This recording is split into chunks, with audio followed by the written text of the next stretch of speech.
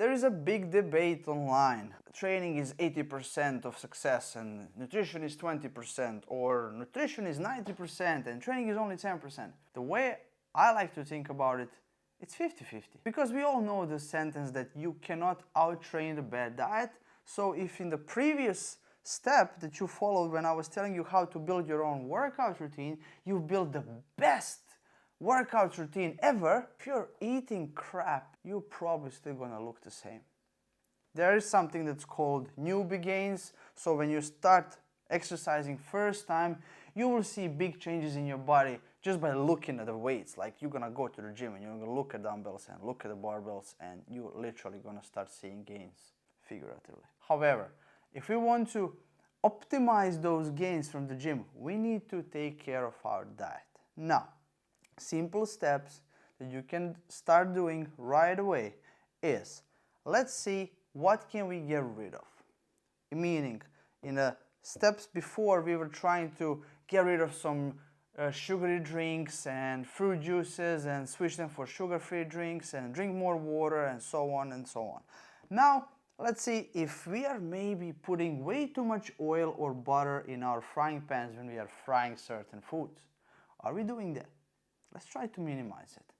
Are we maybe putting way too much dressings and oils in our salads? I'm eating salad, I'm healthy. Yeah, but what are you putting into it? Let's try to increase the salad intake, like lettuce and cabbage and cucumbers and tomatoes and all those low-calorie things, because they are super low in calories. So instead of having French fries, for example, maybe with your meat, you can have huge bowl of salad.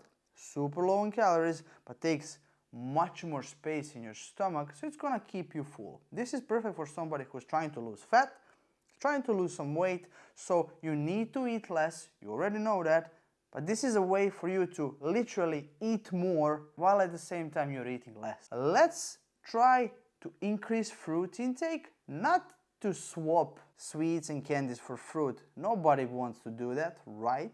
I know. Candies are good, sweets are good, but we know we have to dial them down, so let's increase the fruit intake instead. Those are the two things we're going to do. Now we can try to do a third thing, which is going to be increase the protein intake. I will cover this in more details because this is very, very important thing. We're even going to talk about some numbers because we don't want to eyeball it too much.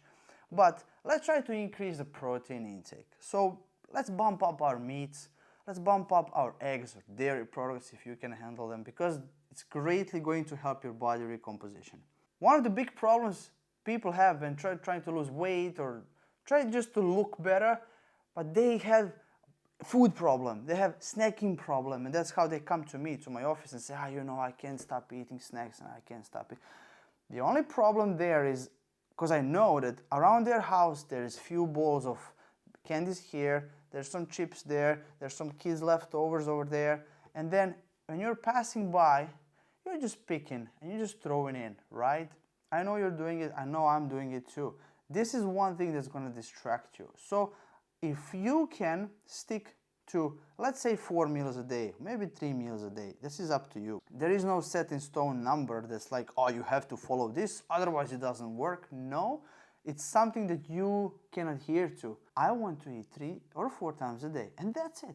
So I'm not going to have extra snacks here and there. I'm not going to pick up candies at work from the bowl. I'm not going to do any other things that are going to increase my caloric intake.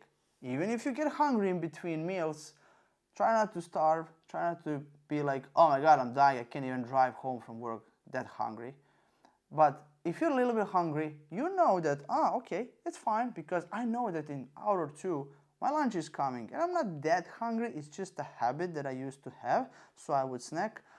I'm okay. I might have a cup of coffee, maybe some water, and then I'm going to wait for my lunch. So those few things that we just listed can greatly help you. They are not requiring any measuring foods or tracking calories or macros. These are simply some swaps in your diet that you can implement, and a little bit of a structure when we come back and talk about meal planning or structuring your meals in a day, how many you want to have. Make that little structure and make few of these little swaps that we were talking about: fruit, and veggies, and increase the protein intake as well, which I'm going to cover in this video right here, because I would like you to know some numbers behind the protein intakes, because it's going to help you greatly and it's super important regardless of your goal.